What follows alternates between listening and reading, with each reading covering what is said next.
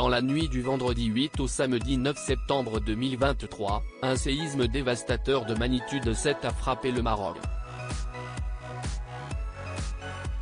Celui-ci s'est déclenché dans la province d'Alaou, près de Marrakech. Les communes d'Alaou, Marrakech, Ouarzazate, Azilal, Chichaoua et Taroudan ont été sévèrement touchés.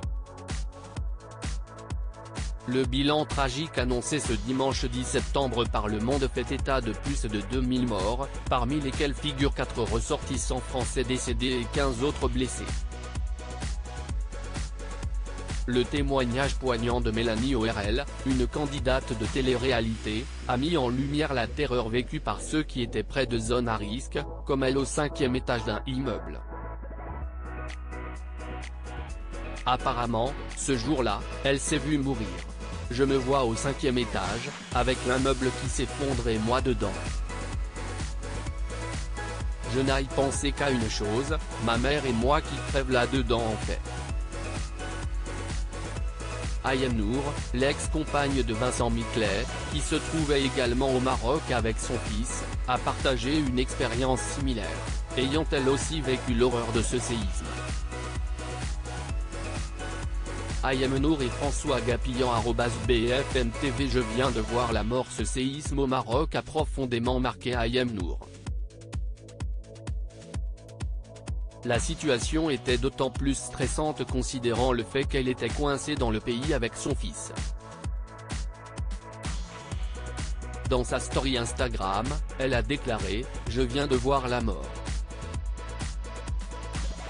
Je suis choquée. Nous ne sommes vraiment rien sur cette terre. »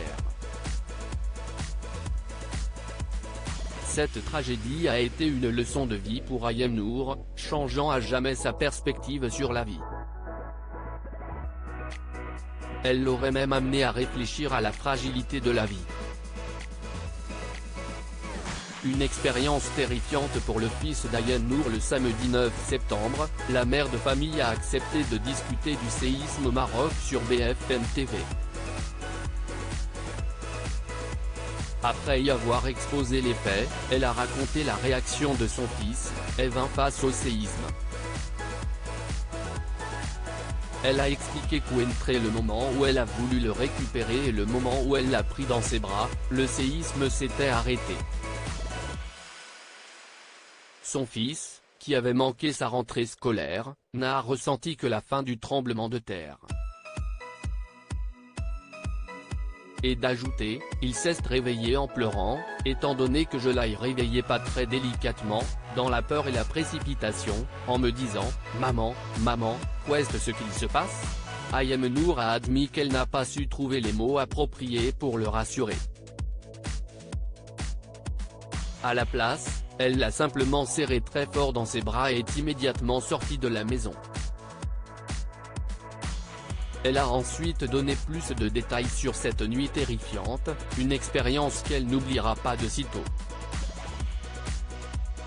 Story Ayem Nour @Instagram.